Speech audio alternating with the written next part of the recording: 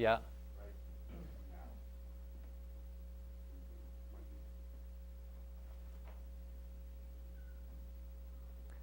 Hi, and welcome to Dead Air Live. It's a rainy night here in Somerville, so hopefully a lot of you are gathered around the TV looking for something interesting. And we hope to give you that something interesting tonight. We have the Rhombus playwright group. It's a Boston area group of playwrights. And there are more of them in the group than are here today. But the ones we have here today should be a good sampling. And I'll just introduce them first before we say more. With me are Patrick Gabridge. Patrick Gabridge, and Ginger Lazarus, and Carl Danielson.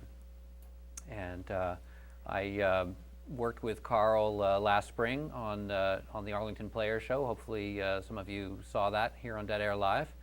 And so any one of you, how did this group get started?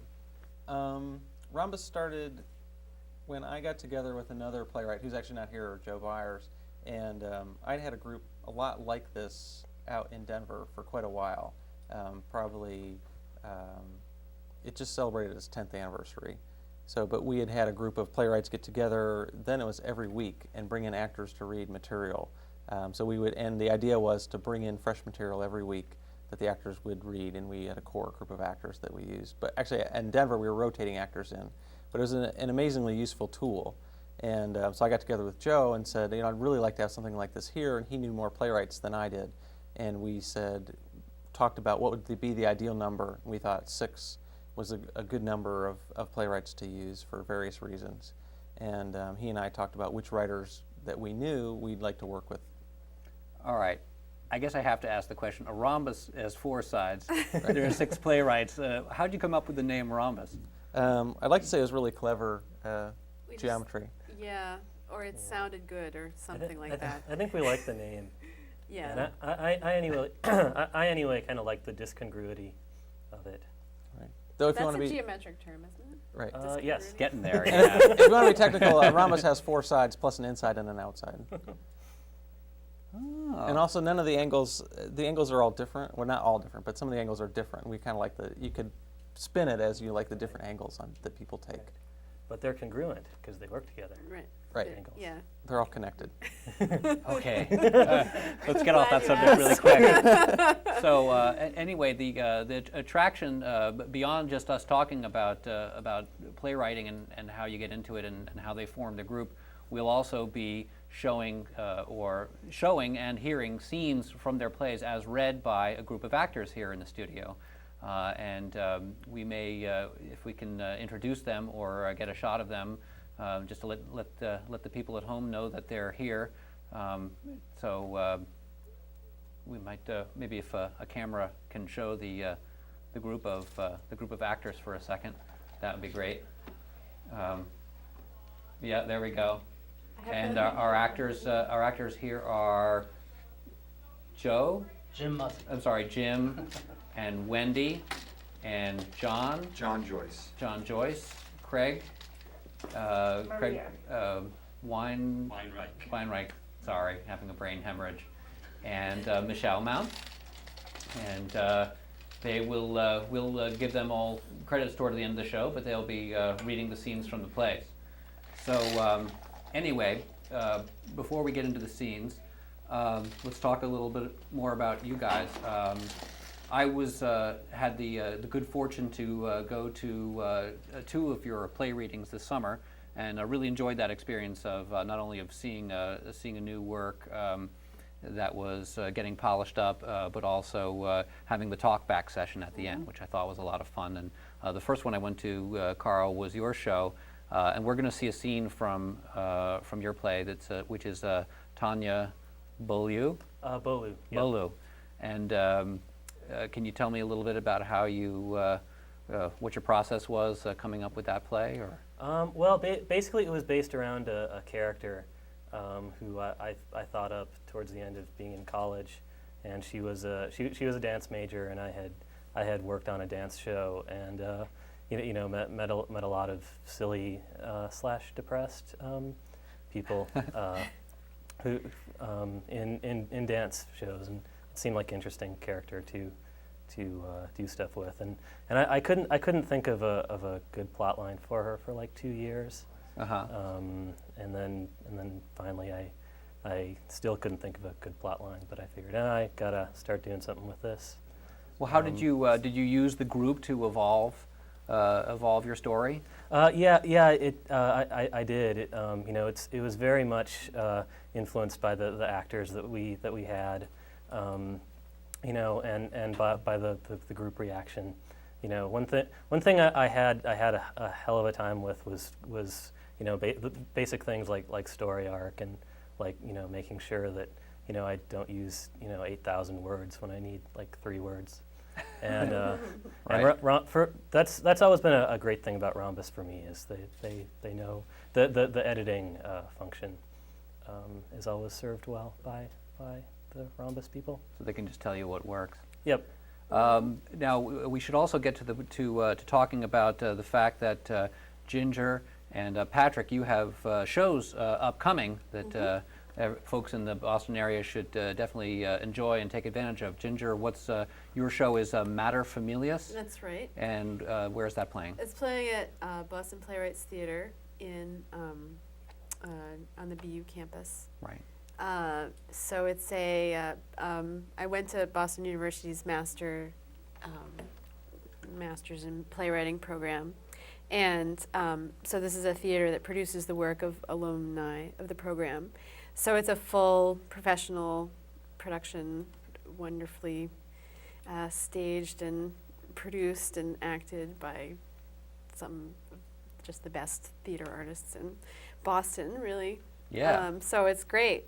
It's really great to have that, and it's a great show. Oh, well, I'll Yeah. definitely catch it. And Patrick, you've got a show upcoming? Right, my play Pieces of Whitey, which is a comedy about well-meaning white people, will be playing at the Boston Center for the Arts June 3rd to 26th, and the Rough and Tumble Theater Company will be producing that. And also, hopefully, my play Blinders will be showing at the Boston Playwrights Theater in April, if all goes well. We'll see. Great. Through a So- small company, not through the same company that did Ginger's. Right, and then will you be staging? Will the group be staging another reading in the summer, or is that something is that an annual event, or is that just something that you decided to do? And We're just It making it up as we go That's along. right. It really depends on how Yeah. much material we have. Yeah. The way the group works is people bring in, we meet twice a month for 4 months at a time, and we have a core group of actors we work with, and people bring in material every time. And if what had happened was people developed a number of full-length plays over the course of about a year and a half, 2 years. So we felt we had enough material to stage a week of readings. We actually would have done all 6 writers, but Kathleen Rogers had her play done already, and Ginger had hers done. So that left the rest of us to just have our readings. what plays were those? That were read or... That were performed. Right? Kathleen's play Ballast was performed at Boston Center for the Arts last year, and then Ginger's play In is being fall. done now. Yeah. So that left Mike Manship as one of our other writers. Joe Byers had his read. Carl and I both had ours read. Fantastic. Well, the first scene that we're going to be hearing from the actors on on set B over there is Ginger is from your. It's from actually you. not. Yeah, it's your from pen, me. It's your not from typewriter, or- my current production. It's actually a 10-minute play. It's something else that I've worked on in Rhombus, but it's actually not my current production. Right. So this is an entire 10-minute play Mhm. that I developed. It's called October, and it's a scene that takes place between 2 women in a canoe. You have to visualize that. Yeah. You have to visualize that in the studio. Okay. Yes. So those of you at home, visualize 2 women in a canoe. That's where the scene is, and I think that now would be a good time to just hear the piece. So the piece is October. It's called October. October. A canoe floating in a lake. Abby in front, Carol in back. Both paddle. Stop pulling. I'm not. You're dragging your paddle. I can't steer. I'm not dragging anything. You're pulling us in circles. We're not going anywhere. I'm sorry, I thought that was the idea. Lift it all the way out of the water after you stroke. Like that. Better. How much longer? We've only been out half an hour. Well, there's not much to see, is there? More water? More trees? More nothing. Maybe I'll put a snake in your sleeping bag tonight. That'll liven things up. Maybe I'll pack up the SUV and drive back to the city. That would liven things up. Honey, just relax and take it in. Take what in? It's more scenic at the gym. Better exercise, too. This is fine exercise, if you do it right. And there's a Starbucks across the street. Look, a crane. See him? Shh, stop paddling. There he goes. Beautiful, isn't he? Honey? Big bird. Almost never see them up here this late in the season. Left, now right. Easy, easy. It's cold enough. It's October. It was beautiful when we left. Balmy. Probably the last nice weekend of the year. So it's a good thing we came up. Yeah. Now, of course, I could be jogging and going to the opening of Hannah's show and finishing the 3 projects that are overdue and that party for the... Hey, you promised. Oh, yes. I promised. You know, I also promised Sal we'd get together with her and Linda before they left, and now we won't see them until Christmas. You know, they're doing their benefit party again. Yeah, but I might not go this time, okay? Have a problem with charity, do we? It's not that. It's just, I don't know. All those people, all that, it's too crazy. I'll go to the other parties with you, the small ones. At least you don't have to go to my work party this year, right? Aren't you tired of this lake by now? Half an hour. No, I mean, you're up here every year. Like some kind of migratory bird. First weekend of October. Same lake. Seems like it'd get boring. It doesn't. It's a big lake. I mean, it's like asking you, why don't you get tired of Manhattan? That is a completely inept analogy. But it's not surprising coming from someone who never goes outside a 4-block radius of our apartment. That's not true. You haven't been below 14th Street since. No reason to. Yeah, right. Slow down, for Cripe's sake. This isn't a I race. just want to get where we're going already. I mean, are we going anywhere? We'll turn around when we get to the cove, okay? But you have to be quiet. Why? Because that's where Ted said to look for moose. Moose? He'd see them in the cove all the time, around now. Mating season. Is that why we're up here? To see moose porn? No. Hey, Bullwinkle! I got your cow right here. She's hot for you. Stop it! Shut up! Hey, stop it! You know, these things are so damn unstable. I mean, how do you scratch your ass without tipping over? You don't screw around, that's how. Now cut it out before I get really irritated. Oh, is that a threat? Well, then, by golly, here we go. Abby starts paddling wildly. Carol tries to protest, then throws her paddle in the bottom of the canoe. What are you gonna do? Aren't we going? We're not going anywhere until you stop it. Fine. I'll paddle myself. Abby tries to paddle by herself.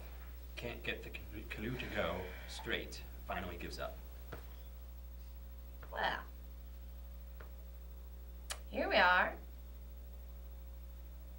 In the middle of the lake. Ah, little peace and quiet for once. Yes, yes. Peace and quiet. A little stillness. Is that so horrible? We can't always be running from one thing to the next. Oh, of course not. We can just run off and hide in the woods. Sal stayed up with me all night. I don't think I would have made it without her. We'll do something with them after the party. I don't know, something fun. Oh, hey, I got it. Let's bring them up here for a wild canoe ride. Forget it. No, it'll be fun. I'll give the guided tour. Dear friends, on your right, you can see an exquisite collection of dead trees. On your left, a whole bunch of water, and beyond that, more water. Oh, shh, if you're quiet, you might hear the sound of nothing. Easy. Oh, look!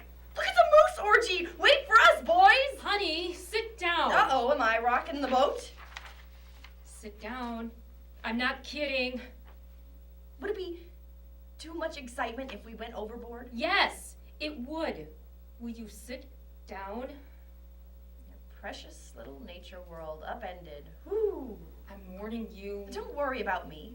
I'll swim to shore. I'd rather be up to my neck in freezing water, I swear to God. It's not funny. No, it's hilarious. You think I give a damn? I was on the 88th floor! Abby, sit down. Now!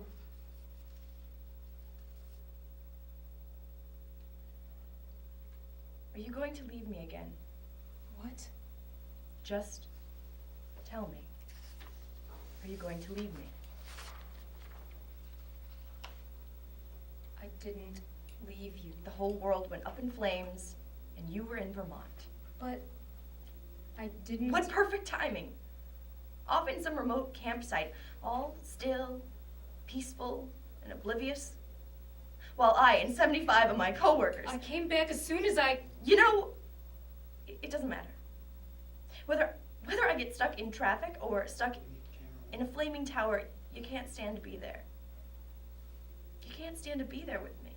You know that's not why. I'm just sick of it, okay? Just tell me now. Or I'm gonna tip us both into the drink. Honey, don't! Why the hell not? Anything would be better than this damn sickening quiet. Listen to me.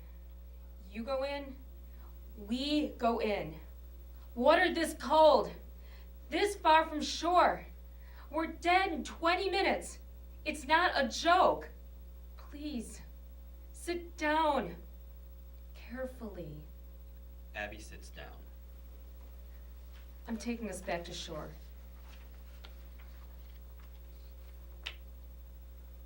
Two days. 2 days you didn't show up. How could I?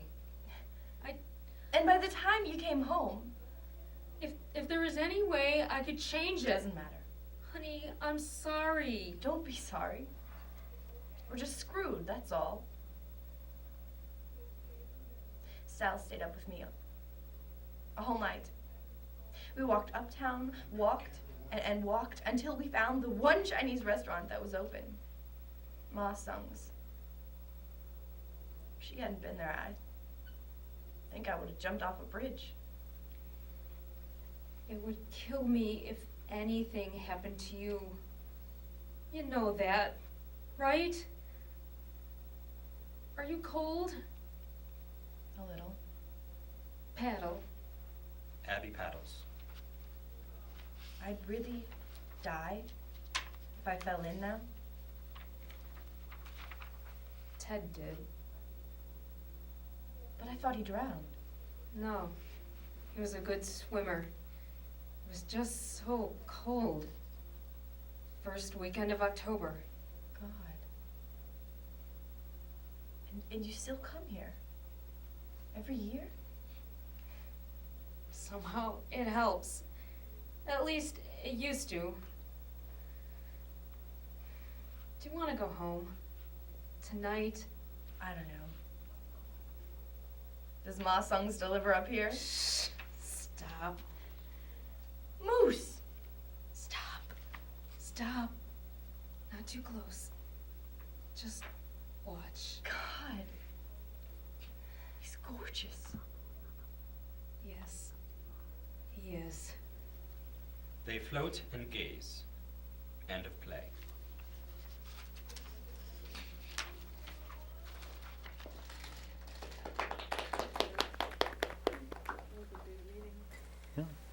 Very nice. Oh, okay, we're back. We're back over in Studio A here. It's live television, people. So did you, Ginger, did you develop that play just for, really just within the group and Well, yeah, I mean, You tell me.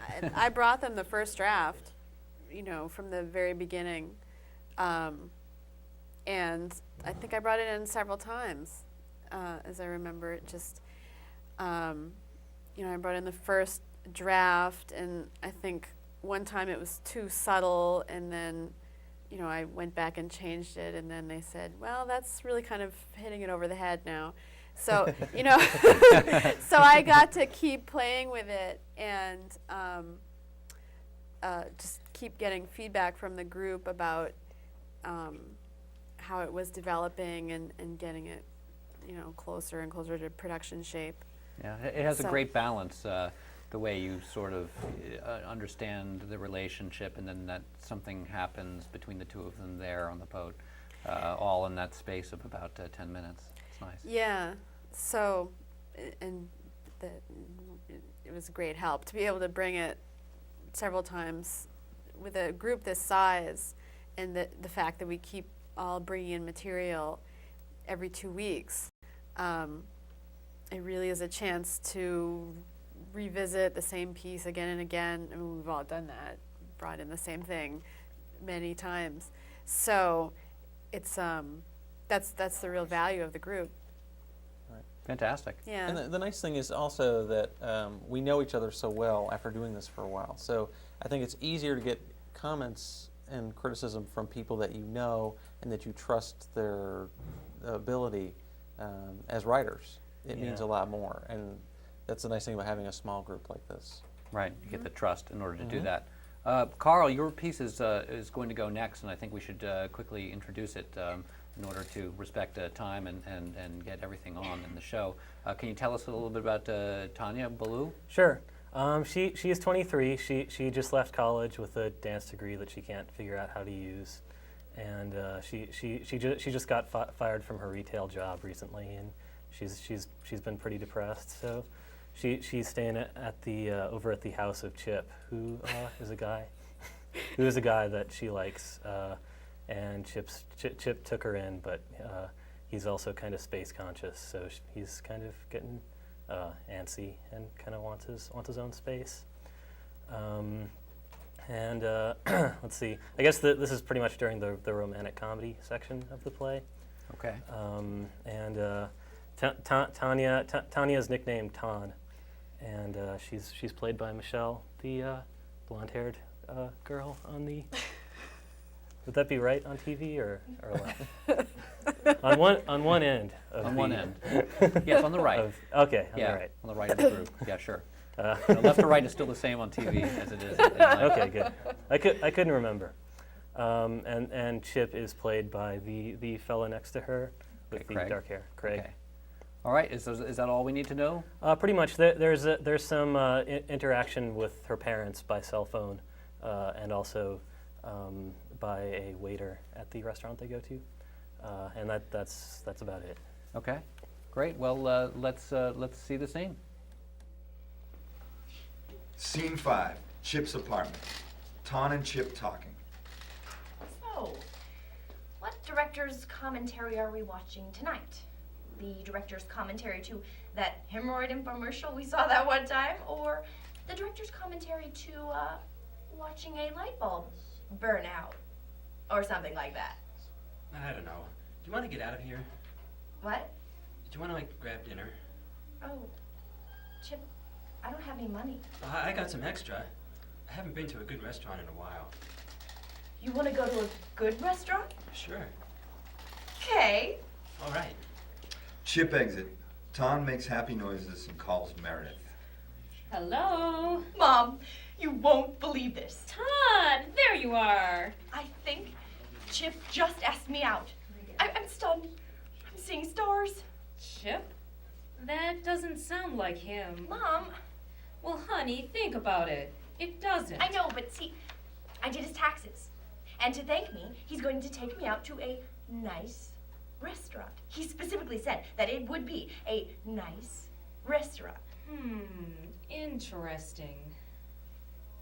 Well, But he's always said he wouldn't go out with anyone. so maybe that's why it's hard for him to open up about it.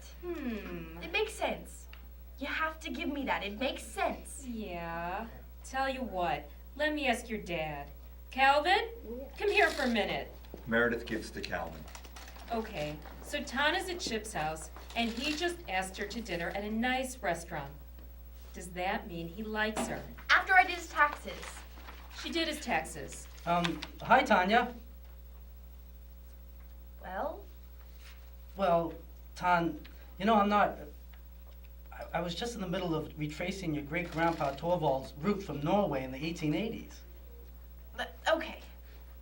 If you asked a girl to a nice restaurant when you were 23, would you have been asking her out? No. Okay. Thanks. Put Mom back on. Good to talk to you, Tanya. He gives the phone back and leaves. I'm so sorry. Your dad just doesn't understand subtlety. No, he's right. What's wrong with me? I get a little hint and then suddenly I act like I'm 16. Oh. I just gotta go with him and see what happens. I hate this ambiguous stage. It drives me nuts. Well, if you need to get to the bottom of it, you know the Bolu family's secret for figuring out men. Get him drunk and see what happens. Yeah, I know. Don't knock it. It worked for your father and I. I'll talk to you later. Ton hangs up. Scene 6, Fuddruckers. Thanks. So, it's nice of you to take me here to Fuddruckers. Sorry we had to go all the way into Boylston. I think this is the only Fuddruckers in the city. When I was growing up in Illinois, they were all over the place. Ah, childhood memories. Anyway, just to thank you again for doing my taxes. They were bothering me. I really liked having you stay with me. I've liked staying there. Yeah. I'm sure I'm gonna miss you after you leave tonight. Well, it's just that I'm still kind of, spinning, and it's just that I guess I'd just like it if I could stay just a few more days. I think we're gonna have the bunion onion. What are you gonna have?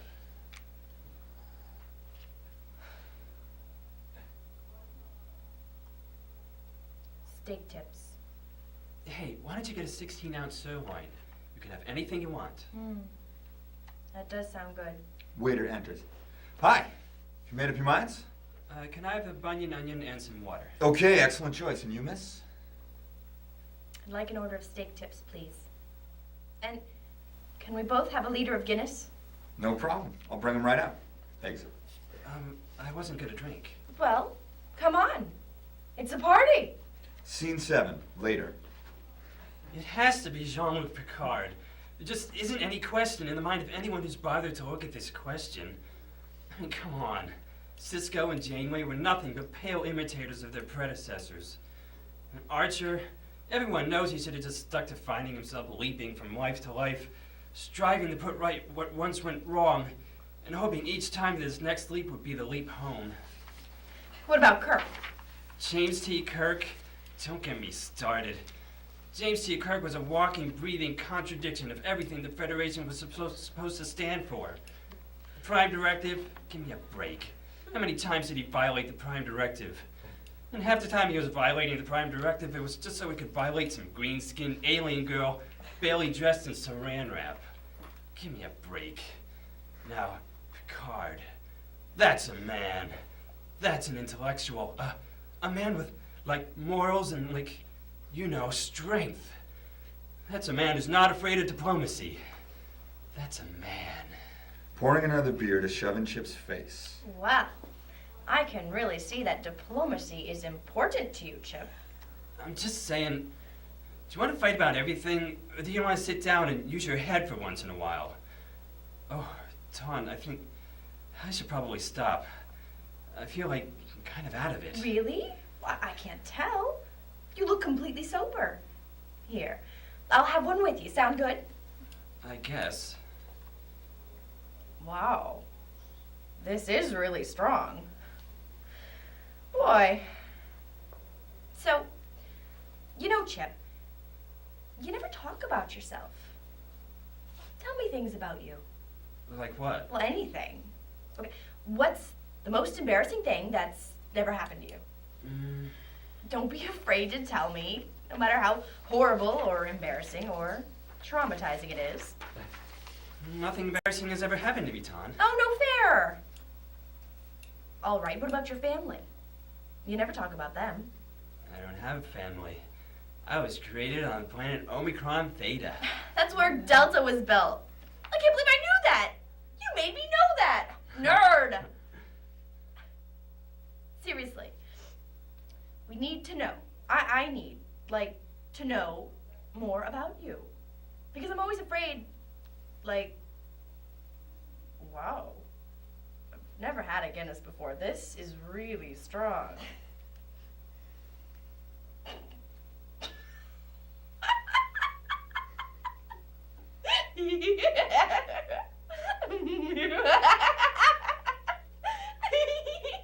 Whoa. No, I can do this. I can be all sly. Even Enter when... waiter, scowling disapprovingly. Excuse me. People are trying to eat here. Oh. Sorry. Yeah, it's okay, all right? Just remember where you are, okay? This is Fuddruckers. We have certain standards. Scene 8, later. But I just feel like if I could dance and just be like one with the universe and I could feel, graceful. I mean, just for once. One with the universe? That's right, because that happens. That's possible. Well, it doesn't just... Let me tell you what, okay? We're meteors.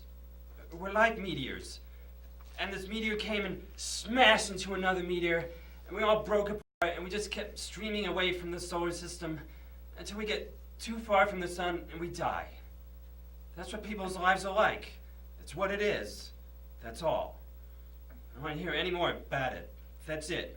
That's all there is. No. Chip, that's so sad. I don't care. Hey, if your eyes were open, you'd see it too. All you have to do is open your eyes. You don't want to do that. Why? Chip? Waiting for your answer. 5, 4, 3, 2, 1. No answer. Summary judgment. Chip wins. Chip, that's not fair. You didn't give me a chance to... Proceed. Okay, well... There's love. There is. There's a universal, spirit-conscious thing that's love. Everyone knows it. You can feel it sometimes. This court sees no evidence of any universal spirit-conscious thing. But it's just this whole big sea of love. That's all beautiful, and it comes from you, and it's beautiful. Sea of love. Come on, Tom. Do you have any idea how ridiculous that sounds? You sound like a Hallmark card. I'm gonna wake up and I'm gonna have diabetes tomorrow. It sounds like that sort of thing my cat would come up with while he was throwing up. All love is when people are too afraid to kill each other. You're right, I know, you're right. I just need to pretend sometimes. It's always a mistake to pretend. I can't stand it when people pretend about these things that are false, that are like, if someone could give me a three-dimensional solid thing and say, here, this is love, then I'd have to retract my, I don't mean to be argumentative. So in other words, you just said to me, tell me of what you earthlings call love.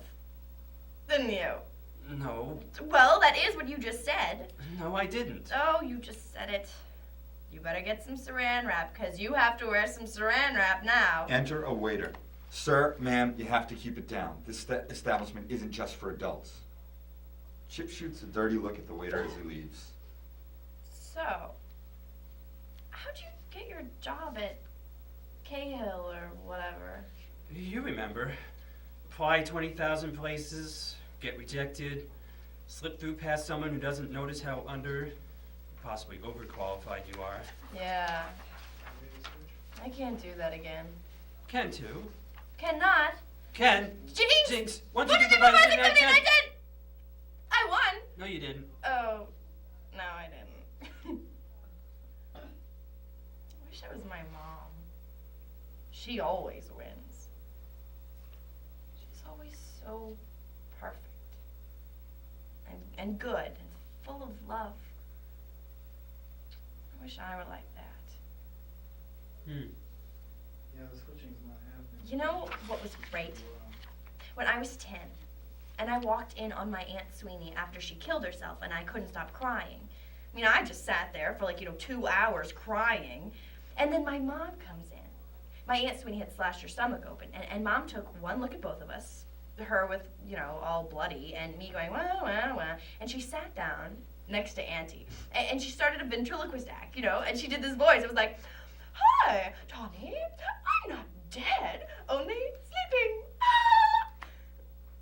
And it was great, I mean, I cried harder at the time, such a wimp, right? But, I mean, Mom, she's so great, she could do anything. Oh. Well, Dad was cool about it, but I mean, he just sort of, didn't talk, and Mom, she's great. Oh. But I feel like if I could dance and just be like one with the universe, and I could just feel graceful for once, I could feel beautiful. And maybe sometimes, Oh. stop saying that. I mean, you knew. I didn't tell you, right? I mean, I'm sure I told you. Takes drink to cover the really sudden awkwardness. Suddenly, she rustles his hair. Stop! It's time to laugh again. Waiter passes by with a dirty look. Oh, come on. Say something. Sorry, I don't know what to say. Well, don't say anything. No reason for you to. Look, let's just forget it. Okay. So, do you know who my favorite writer of the X-Men was? Chris Claremont. Claremont? Oh, please. X-Men was a kid's book before Morrison got there. Fascinating. Enter waiter. Sir, I'm afraid you're... What's wrong with you? Can't you see this is a private conversation? Well, I'm afraid that's it. I'm gonna have to ask you to leave Fuddruckers. What? Go Fuddrucker off. Scene 9, Chip's apartment. Well, that was memorable. Banned for life from Fuddruckers. I can't believe it. My dad would be so ashamed. I'm gonna feel so awful in the morning. This is why I don't drink. It never goes well. Well, it was kind of fun, don't you think? I mean, it must have been kind of fun to tear off that waiter's tie and swing it over your head like that. I wish I weren't alive. Chip attack! She jumps onto him, laughing, but she can't stay up, so it turns into a fall. She grabs his hands in an attempt to pull him to the floor to wrestle, but he won't budge. Tom looks up. A moment of awkwardness, then Chip laughs softly. Tom laughs more loudly because she's nervous. Sorry, I'm just trying to cheer you up. Appreciated. Starts to head off, then turns back. You can stay. As long as you want to. Exits. Thanks. Thank you.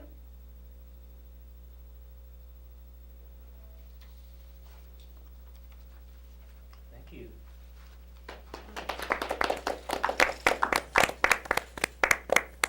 Well, fantastic. Now, I went and saw the play during the summer at your reading. Are you still working on that? Yeah, I am. There's still rewrites going on, and the ending is completely kicking my ass. But I'll finish it at some point. The play has the play, just for to give a little bit to those who just watched the scene. The play has sort of a dark theme underneath, which is sort of the reason why Tanya is in the staying over at Chips, and she's been staying over at Chips for some time. I guess maybe that's as much as we should say, just out of respect for the fact that you're rewriting it, and probably will present it again sometime. But I'm glad you picked that section, which I thought was so great when I saw it Thanks. the first time. So our third scene is going to be by you, Patrick. Actually, Patrick's consists of 3 scenes, and hopefully we'll get to all 3. If not, we might cut it off at 2.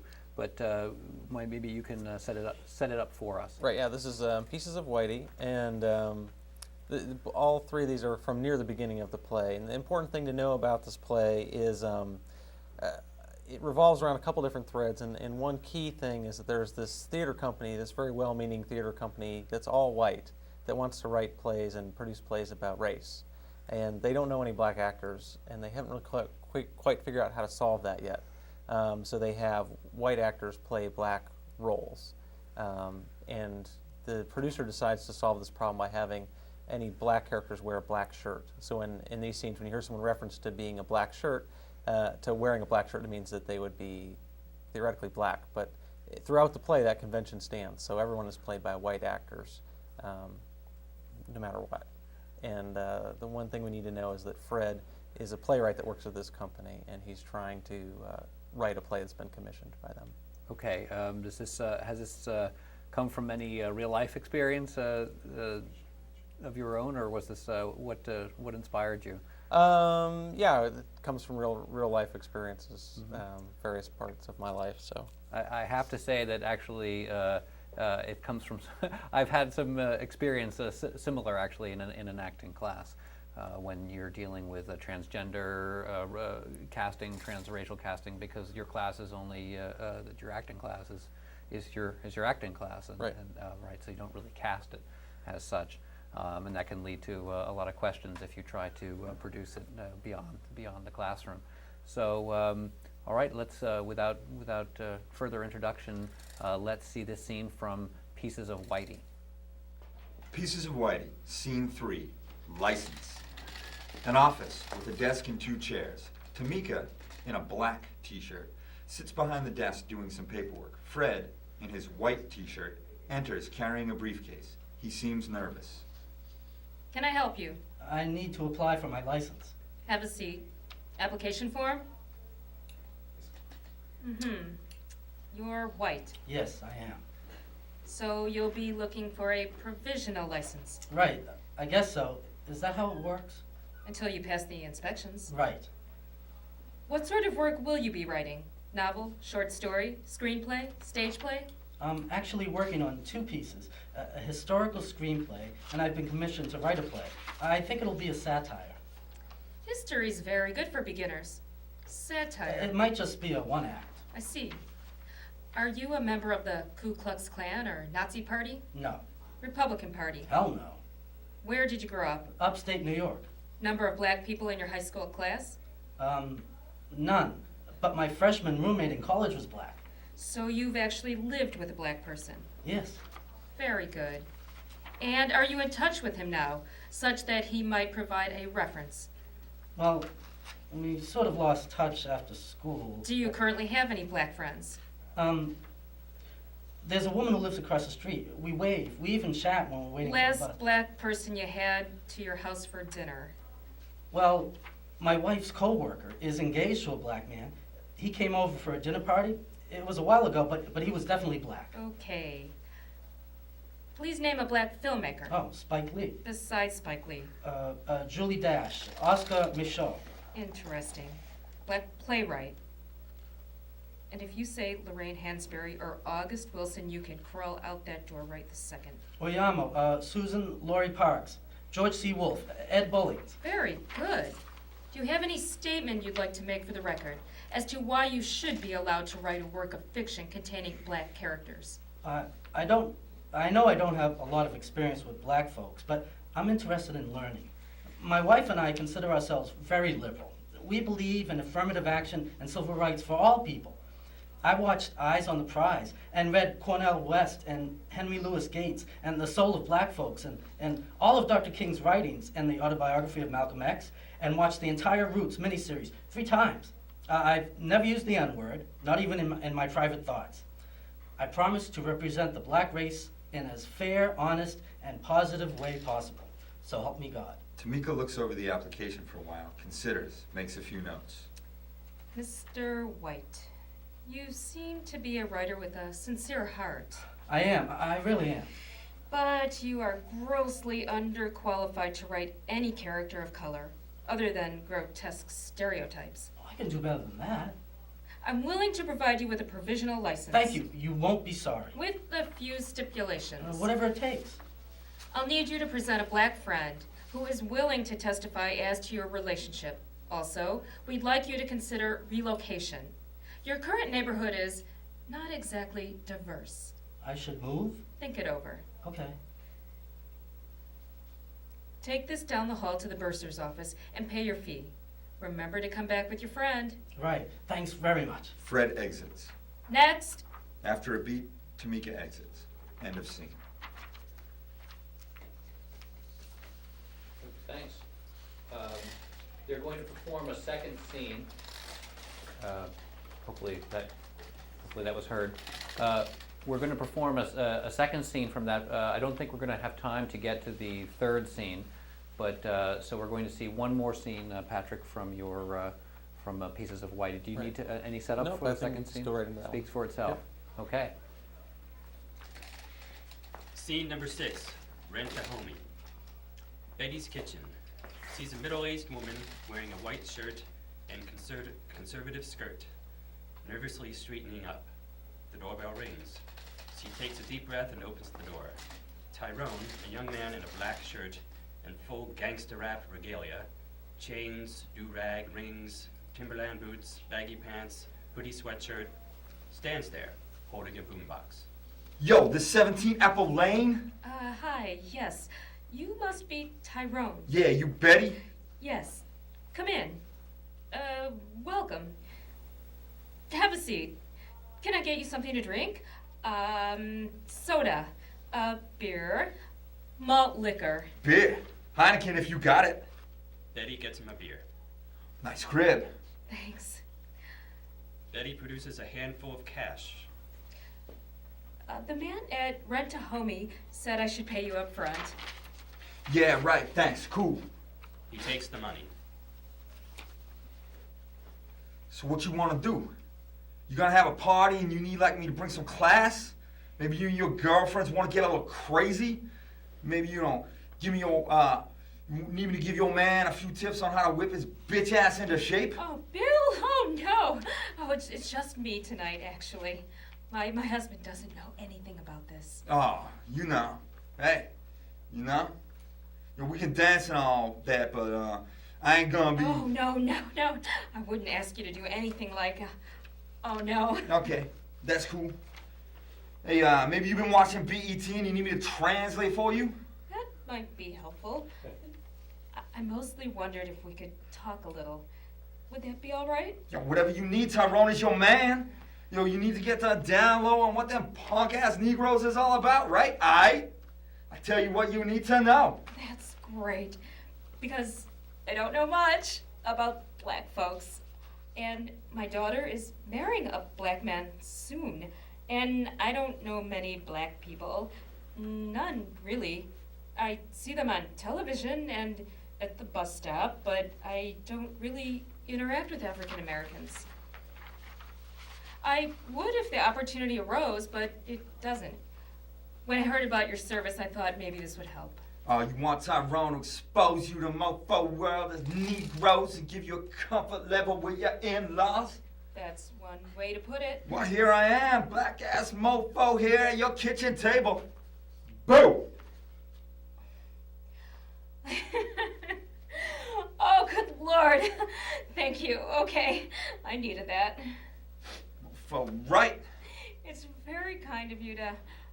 I know this must be an awful chore for you. I'm sure you'd rather be hanging with your homeboys. Nah, it's all right. Have you been doing this long? Nah, not really. It's my first time, actually. Betty produces a few pieces of paper. Well, I appreciate your patience with me. I have a list of questions. Maybe it'll help me with the wedding planning to have a blacker perspective. Someone suggested that we play Public Enemy at the reception, but I'm just not sure. Oh, what about drinks? Hennessy cognac, I suppose. Betty, Yes? I really can't. I have to go. Here's your money back. He hands her the cash and stands to go. Oh dear. I've offended you. I'm so sorry. I didn't mean to. This bodes so badly for the wedding. Nah, it's me. I can't do this. You're trying hard, but the stuff you have in your head about black people, it isn't me, all right? I'm not from the hood. I don't say mofo, and I sure as hell don't wear pants like these. You don't? I'm a student at Northeastern. The guy said it would be a good way to make some extra cash. I should have known better. You were very convincing. Well, thanks, but I mean, this whole situation is so Awkward. racist. Oh dear. You'll be fine. I'm trying. I know. Please stay. I promise not to ask any more questions about black people. Just stay and let us be in the same room together. At the same table. All right? Yeah, okay. Would you care for a piece of chocolate cake? Blackout.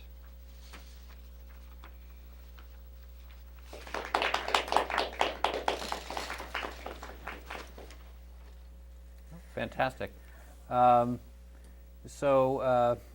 We only have a few minutes left in the show, and I guess we were, I'm not sure how long the third scene would have taken, but it probably would have been... Probably run out of time. Yeah, we wouldn't want to cut it short. Is there anything that you'd like, anything you want to plug upcoming? Why don't we mention again the Ginger Your Show, Mater Familias? Yep. And that's, what are the dates? At Boston Playwrights Theater until December 19th. Okay, until December 19th. And Patrick? Pieces of Whitey will be done by Rough and Tumble Theater Company at Boston Center for the Arts, June 3rd to 26th in 2005. So it's still okay. a ways away. All right, still a ways away. So people have time. Yep, plan Yeah, your time put it in your accordingly. calendar. But it'll sell big though, so. Right. We'll be putting a URL for a website of the group on after the show, and you'll see some contact information. But we still have a couple of minutes. Is that correct? Yeah. Yep. A couple more minutes to talk. Is there anything we should mention about the group, or maybe about the others who aren't here of your group? Or do they have any projects upcoming, or?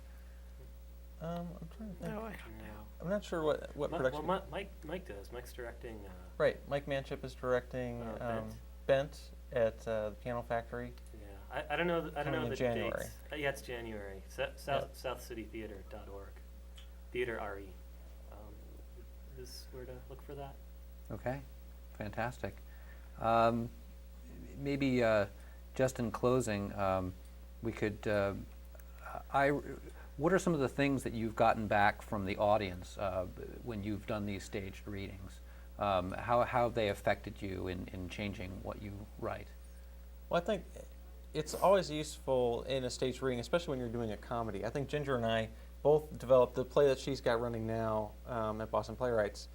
Is a really wild comedy, but it's a play that was brought in to Rhombus time and time again. But then when we hear it as a stage reading, the whole thing together, you get a better sense of rhythm and how where people laugh.